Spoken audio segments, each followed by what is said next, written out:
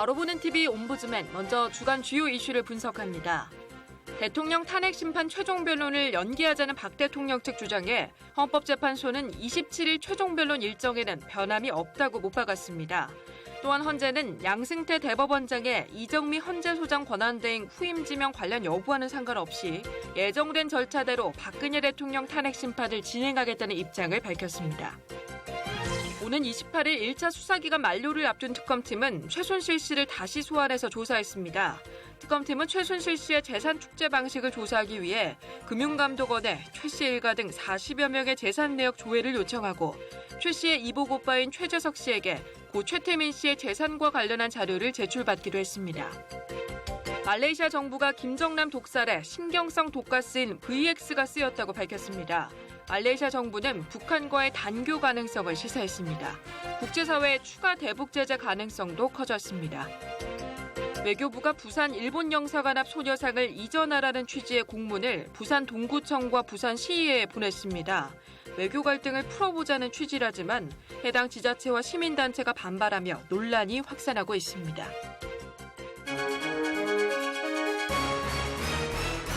네, 안녕하십니까. 바라보는 TV 옴부즈맨의 김승재입니다. 지난주 연합뉴스TV에서는 헌재 탄핵 심판 관련 소식과 특검 수사 등 국내의 각종 뉴스를 발빠르게 보도했는데요. 오늘은 뉴스포커스, 뉴스 1번지를 살펴본 김혜림 시청자 평가원의 의견 함께하겠습니다. 자, 먼저 뉴스포커스에 대한 모니터 내용부터 함께 만나보시죠.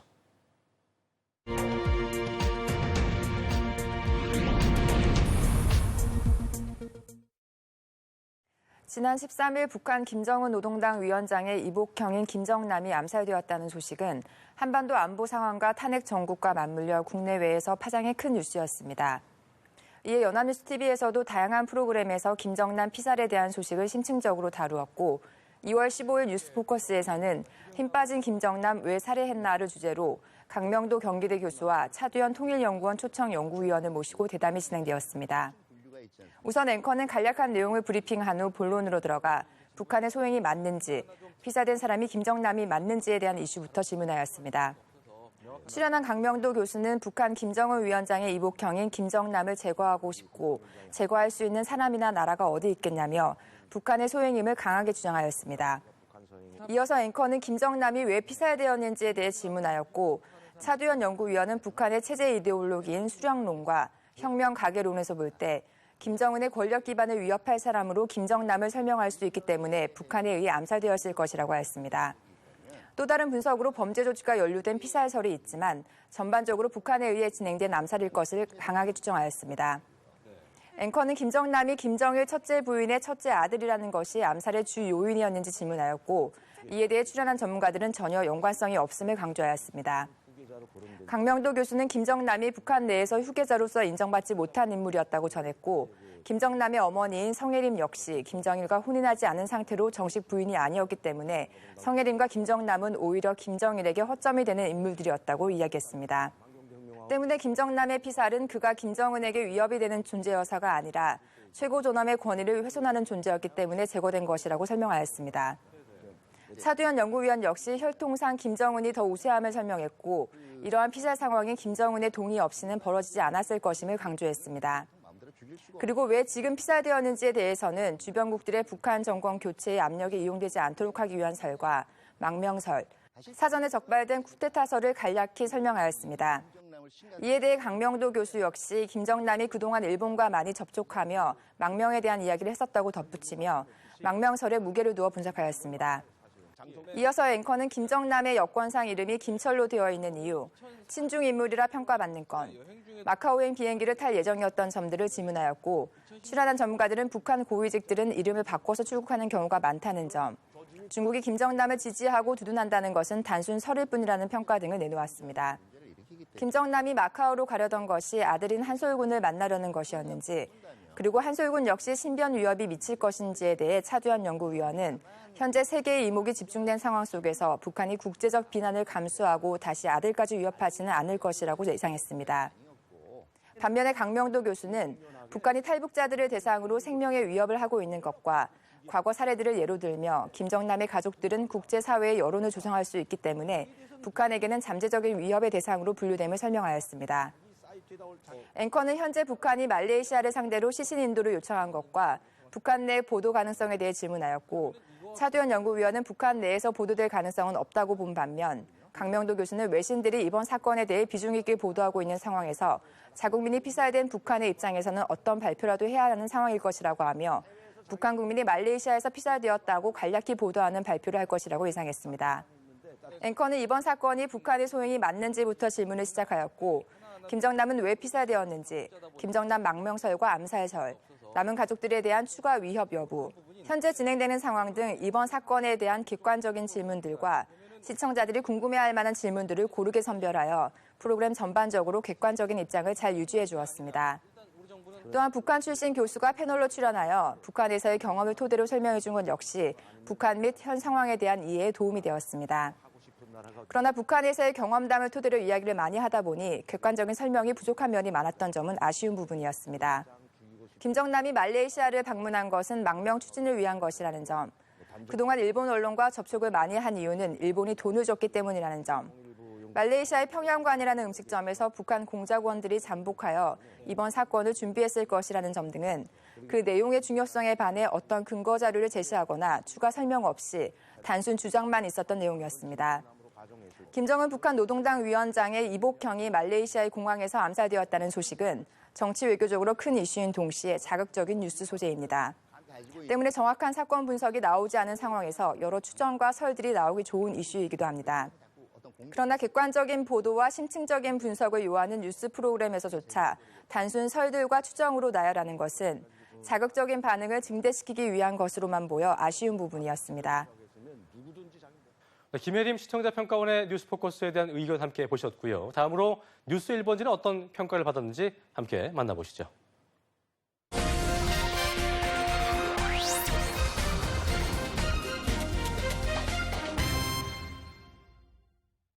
지난 1월 19일 이재용 삼성전자 부회장에 대한 구속영장 신청이 기각된 후 3주 만에 이재용 부회장이 구속되었습니다. 영장 신청이 기각된 후 재신청을 한 사례이면서 삼성이라는 대기업의 총수가 구속된 이번 건에 대해 국내외 다양한 언론들은 발빠르게 보도를 이어갔습니다. 연합뉴스TV 역시 이재용 부회장이 구속된 2월 17일 뉴스 1번지를 통해 뇌물수사 큰 산 넘은 특검, 박 대통령 정조준이라는 제목으로 조혜진 전 새누리당 의원, 장성호 건국대 교수, 김관옥 계명대 교수를 모시고 대담이 진행되었습니다. 앵커는 이재용 부회장 구속건에 대해 간략히 설명한 후 정치권의 각 정당 브리핑 영상을 직접 보여주며 대담을 시작하였습니다. 이번 판결이 가지는 의미에 대한 질문에 대해 김관옥 교수는 새롭게 구성된 범죄 혐의와 추가 증거가 구속의 타당성을 높였다고 설명하며 1차 때 영장을 기각한 판결을 뒤집는 것이 쉽지는 않을 것인데 구속 판결을 낸 것으로 볼 때 상당한 법리적 확신이 있었을 것이라고 분석했습니다.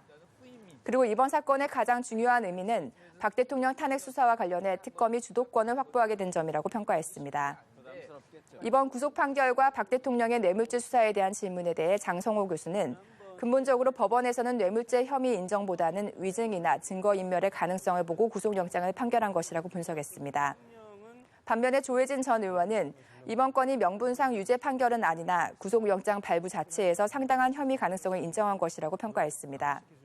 삼성과 이재용 부회장이 박 대통령에게 뇌물을 줬다는 개연성을 인정한 것이기에 앞으로 박 대통령의 대면 조사 가능성이 높아졌고 이러한 수사를 위해 특검의 수사기간 연장 요구가 더 힘을 받을 것이라고 전망했습니다. 앵커는 이어서 수사기간 연장에 대한 황교안 권한대행의 의견을 질문하였고 조혜진 전 의원은 황교안 대행은 기간 연장에 대해 부정적이긴 하나 이제 법원의 판결로 인해 상황이 바뀌었기 때문에 수사기간 연장을 거부하기는 어려울 것이라고 전망했습니다. 이어서 앵커는 탄핵 결정 후 4월 말에서 5월 초에 진행될 대선에 대한 질문으로 주제를 옮겨갔습니다. 안희정 충남지사의 지지도 상승으로 인한 민주당 내 양강 구도에 대한 질문에 대해 조혜진 전 의원은 안희정 지사가 현재까지 중도층의 지지를 많이 확보하였으나 문재인 후보와의 경쟁을 위해서는 민주당 고정 지지층을 공략해야 한다는 것과 그 과정 중 중도층을 설득한 메시지와 고정 지지층을 위한 메시지가 충돌되지 않아야 할 것이라고 분석했습니다.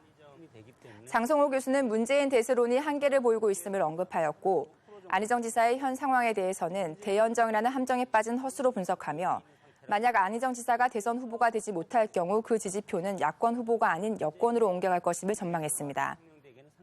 앵커는 관심이 쏠리고 있는 민주당의 경선에 대해 질문하며 역선택에 대한 건을 언급하였고 민주당 추미애 대표의 영상을 통해 민주당 입장을 직접 전달해주기도 하였습니다.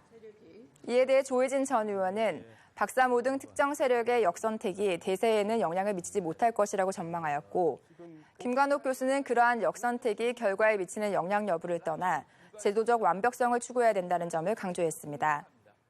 다음으로 앵커는 국민의당 손학규 전 의장과 박지원 대표의 브리핑 영상을 소개하며 국민의당 경선에 대한 질문을 이어갔습니다.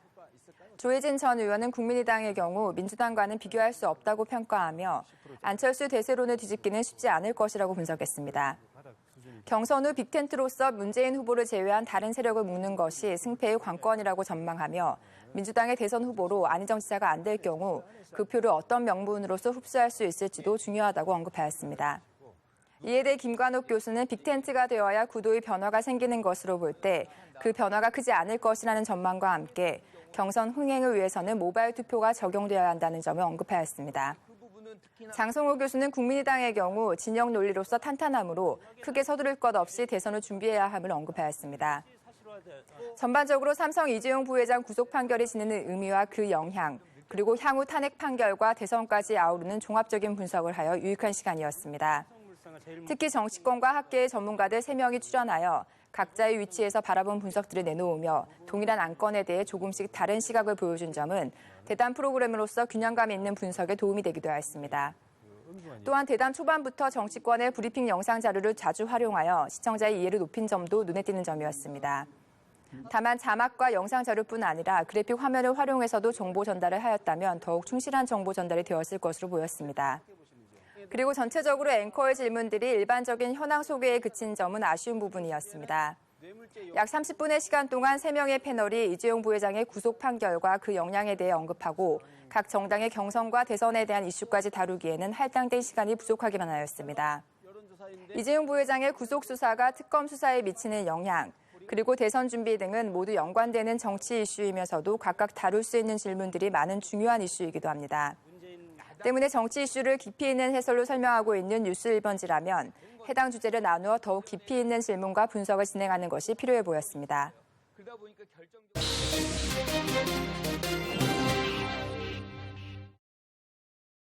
연합뉴스TV에서 방송하는 제작 프로그램에 대한 시청 소감을 들어보는 캠퍼스 TV 리포트 순서입니다. 지난주 제작 프로그램을 모니터한 성신여대 성정융합과학과의 정지훈 학생 자리했습니다. 어서 오십시오. 안녕하세요. 네, 정지훈 학생, 지난주 어떤 프로그램을 모니터했습니까? 네, 저는 지난 19일에 방송된 트렌드 지금 여기를 모니터했습니다. B급이라 행복해요라는 제목으로 A급에 가려져 주목받지 못했던 B급에 대한 내용을 다뤘는데요. 소의 부산물부터 가전제품, 그리고 과일까지 다양한 B급 제품들의 이야기를 들을 수 있었습니다. 그럼 자세한 내용 지금부터 전해드리겠습니다.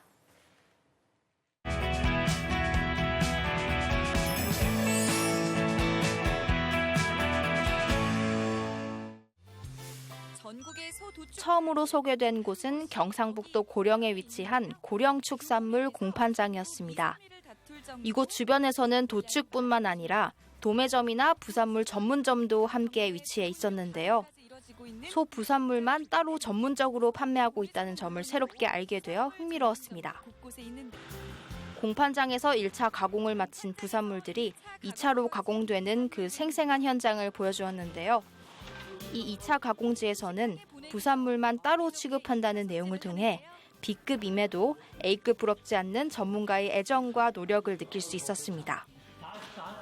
다음으로는 소 부산물들을 한눈에 보기 쉽게 나타낸 그림을 보여주었는데요. 흔히 알고 있는 소의 간부터 생소한 지라, 양, 그리고 벌집 위까지 다양한 부산물들을 새롭게 알게 되어 좋았습니다. 눈에 좋다는 소 지라. 찾는 사람이 없는 찬밥 신세지만 몸에는 그만. 다음으로는 부산물 중에서도 B급으로 통한다는 수구레에 대한 소개가 이어졌습니다. 처음 들어보는 생소한 이름에 절로 호기심이 생겼는데요. 이 수구레는 고령, 현풍 등 경상도 일부 지역에서 유명하다고 합니다. 서민 음식에서 이제는 지역 명물로 자리 잡은 수구레 요리. 그중에서도 수구레 국밥이 가장 인기입니다. 뜨끈뜨끈한 국밥을 맛있게 먹는 손님들의 모습과 그들의 인터뷰를 통해서 수그레에 대한 애정과 그 친근함을 엿볼 수 있었습니다. 이어서 간단한 그림과 함께 수그레 부위에 대한 자세한 설명과 수그레 국밥 조리법이 소개되었는데요. 질긴 탓에 손이 많이 가긴 하지만 그만큼 쫀득한 식감으로 사랑받고 있다고 합니다. 2시간 정도 삶으면 잡내가 제거되고 고소해집니다. 수그레 요리로는 국밥뿐만 아니라 수그레 무침도 있는데요. 수그레를 이용한 다양한 활용법이 소개되어 유익했습니다. 두 번째로 소개된 곳은 경기도 파주에 위치한 아울렛 매장이었습니다. 이곳에서는 다양한 이유 때문에 B급 제품으로 전락한 가전제품만을 전문적으로 만나볼 수 있었는데요. 역시나 이렇게 B급 제품들만을 취급하는 매장이 따로 있다는 사실이 놀라웠습니다. B급이라고 하지만 품질에는 전혀 이상이 없는 제품들로 가득했습니다. 이렇게 저렴한 가격의 B급 제품들을 리퍼브 제품이라고 하는데요. 이에 관한 자세한 용어 설명과 함께 리퍼 제품으로 판매하게 되는 다양한 이유들을 소개해 주어 유익하고 재미있었습니다. 이 리퍼 제품의 장점은 좋은 품질뿐만 아니라 바로 저렴한 가격인데요. 다양한 전자제품의 실제 가격과 할인율을 예시로 보여주어 더 실감나게 이해할 수 있었습니다. 고객 변심으로 인한 반품, 눈에 띄지 않는 작은 흠집 등 다양한 이유 때문에 가격이 반값 이상이나 떨어진다는 내용은 흥미로웠습니다. 가전제품 매장에 이어서 이번에는 리퍼 가구들이 모여있는 매장도 소개되었습니다. 신상 제품 그리고 고급 가구이지만 눈에 보이지 않을 정도로 아주 미세한 스크래치로 인해 할인되어 매우 저렴하게 판매되고 있었습니다. 이어서 매장을 찾은 고객의 인터뷰를 보여주었는데요. 결국 쓰다 보면 자연스럽게 생기게 되는 흠집이니 새 제품만을 고집하지 않고 저렴한 가격에 합리적인 소비를 하는 것이 좋다는 고객들의 건강한 생각을 들을 수 있어 인상적이었습니다. 마지막으로 소개된 B급은 바로 과일입니다. 못난이 과일과 채소에 대한 프랑스의 한 대형마트에서 제작한 광고를 예시로 먼저 보여주었는데요. 외국의 사례를 통해 국내뿐 아니라 해외에서도 B급 과일에 대한 인기를 엿볼 수 있어 흥미로웠습니다. 과일 역시 비품 과일만을 모아 전문적으로 판매하는 가게가 있었는데요. 정상 제품의 60에서 70% 저렴한 가격에 좋은 품질의 과일들만 모아서 판매한다는 점이 신선했습니다. 또한 비품 중에서도 맛있고 품질이 괜찮은 제품들을 직접 선별한다는 가게 대표의 인터뷰를 통해 과일과 소비자를 생각하는 애정을 느낄 수 있었습니다. 선별된 비품 과일의 겉에는 드문드문 흠집이 있지만 그 속을 보면 A급 못지않은 품질을 자랑하는데요. 하루 전에 다음 날 판매할 과일 사진을 SNS로 공지하면 고객들은 미리 예약하는 방식으로 주중에는 주로 트럭을 이용해 이동 판매를 한다고 합니다. 아파트 단지 한켠에 자리 잡은 과일 트럭이 상품 진열을 채 끝내기도 전에 고객들이 찾아와 먼저 기다리기도 하는데요. 저렴하고 높은 품질 덕분에 알뜰한 주부들에게 인기라고 합니다. 과일의 구체적인 가격과 과일 맛을 보고 만족해하는 고객들의 반응을 통해 비품 과일의 장점을 생생하게 알 수 있었습니다. 이렇게 저렴한 가격에 좋은 품질의 비품들을 판매하는 전문점이 더 많이 생긴다면 많은 사람들이 합리적인 소비를 더 할 수 있겠다는 생각이 들었습니다. 다시 보면 다르게 보입니다.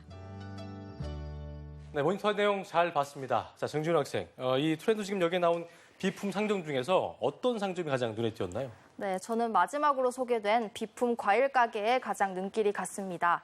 저 같은 대학생들은 비교적 저렴한 품목 위주의 과일을 주로 구매하는데 소개된 가게처럼 비교적 낮은 가격에 품질도 좋은 과일이라면 경제적인 소비를 할 뿐 아니라 다양한 종류의 과일을 만날 수 있겠다는 생각이 들었습니다. 네, 지금까지 트렌드 지금 여기를 모니터한 정지훈 학생과 함께했습니다. 오늘 말씀 고맙습니다. 네, 고맙습니다.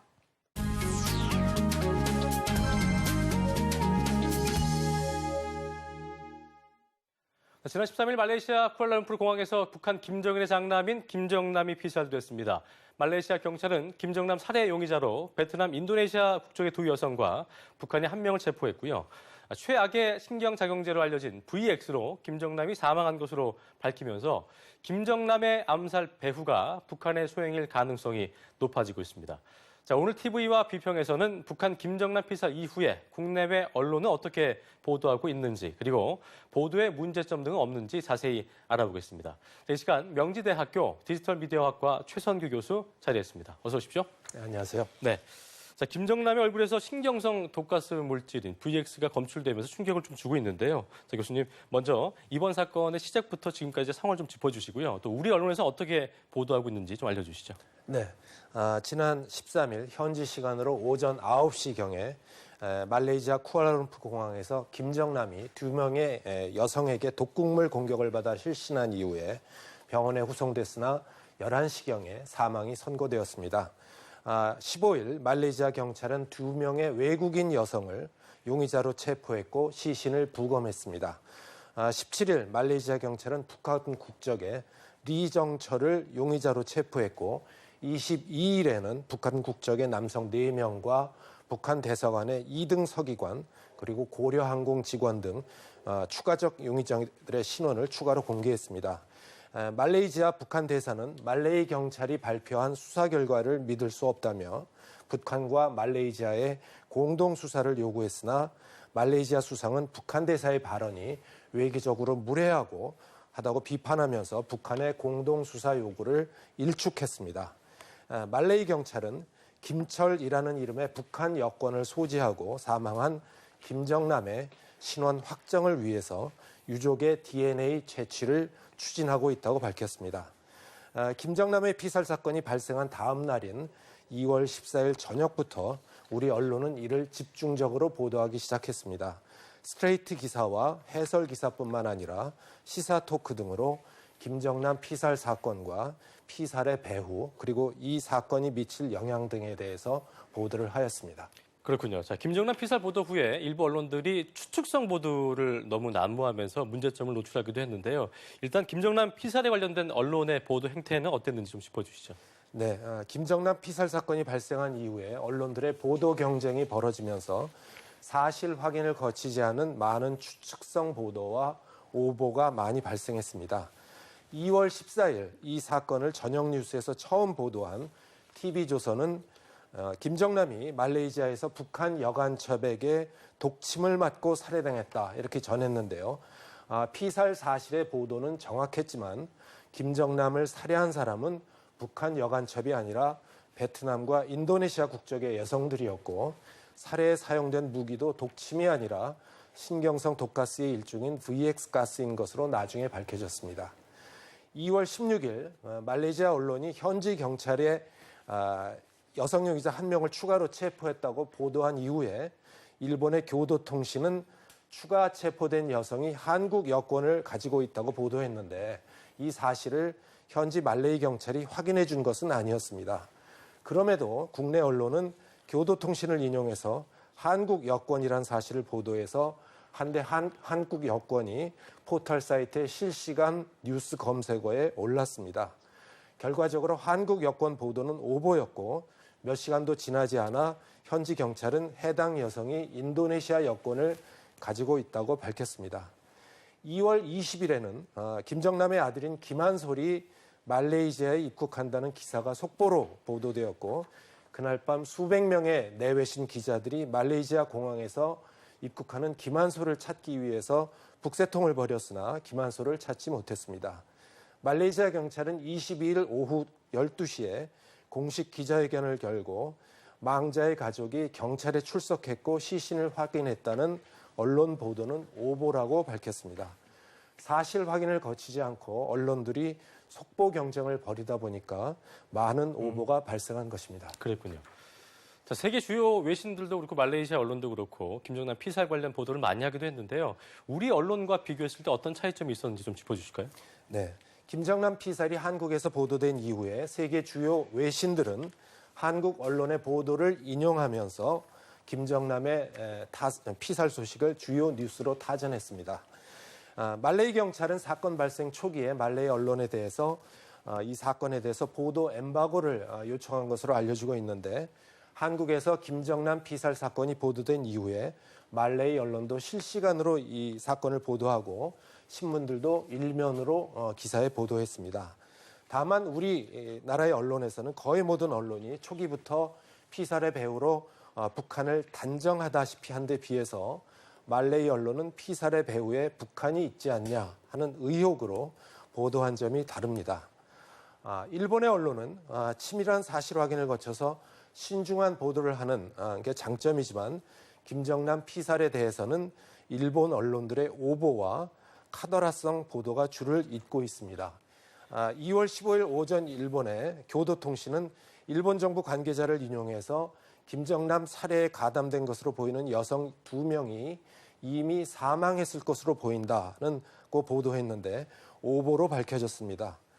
교도통신은 16일에도 두 번째 용의자로 체포된 여성이 한국 여권을 갖고 있다고 보도를 냈으나 불과 몇 시간도 안 돼 인도네시아 국적이라고 정정 보도를 냈습니다.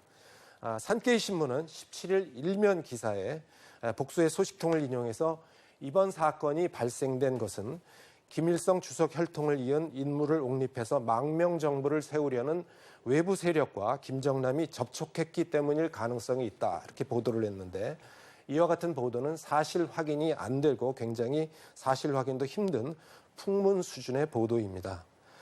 김정남 암살 사건에 대한 중국 언론의 움직임은 매우 조심스럽습니다. 중국 방송에서는 여전히 김정남을 한 남성으로 지칭하는 등 사건에 대한 정확한 보도를 하고 있지 않고 관영 언론인 신화사 통신은 김정남 사망 사실이 밝혀진 14일 영문 기사에서는 김정남의 실명을 거론했지만 중국어 기사에서는 이를 밝히지 않았습니다. 그렇지만 관영 언론을 제외한 인터넷 매체에는 김정남 관련 보도가 대량으로 쏟아지고 있는 상태입니다. 네, 교수님. 최근에 우리나라가 이제 국내외적으로 참 어렵고 엄중한 시기인데요. 자, 이번 김정남 피살 사건에 대해서는 우리 언론의 바람직한 보도 태도는 어떻게 되어야 되는지 한 말씀 끝으로 해주시죠. 네, 김정남 피살 사건 보도 이후에 언론 보도가 이 사건에 집중되면서 최순실 국정농단과 대통령 탄핵 심판 등에 대한 보도가 상대적으로 묻히고 있다는 비판이 나오고 있습니다. 그러나 신문 방송 전체의 언론 보도의 양을 비교해 보면 대통령 탄핵 심판에 대한 보도의 양은 김정남 피살 사건 이후에도 감소하지 않고 그 추세를 계속 유지하고 있습니다. 김정남 피살 사건과 관련해서 언론이 정확한 사실을 빨리 보도하는 것은 바람직하지 않지만 사실 확인도 안 된 정보나 근거 없는 주장을 뉴스나 기사에 내보내는 것은 바람직하지 않습니다. 일부 종편 방송이나 신문에서 전직 남파 공작원이나 탈북자들이 출연하여 사실 확인이 되지 않은 정보나 근거 없는 주장을 뉴스나 기사 인터뷰를 통해서 보도하고 있는데 이는 지양되어야 할 보도 태도입니다. 네, 지금까지 명지대학교 디지털미디어학과 최선 교수와 함께했습니다. 오늘 말씀 고맙습니다. 감사합니다.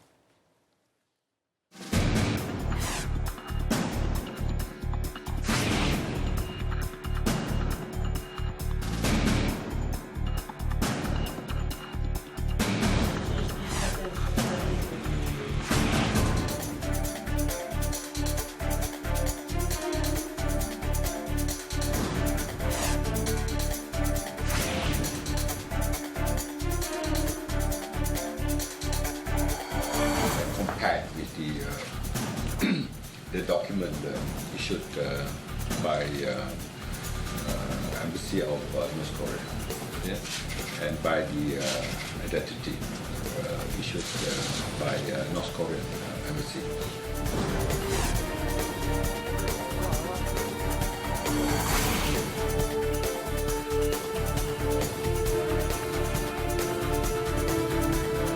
But they forced post-mortem without permission and without attendance from our side.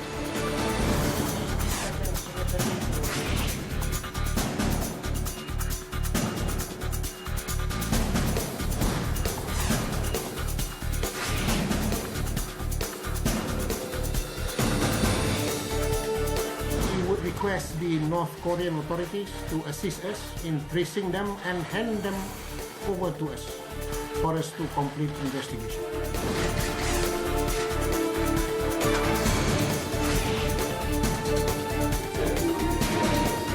북한의 여타 도발 가능성도 염두에 두고 철저히 대비해야 할 것입니다.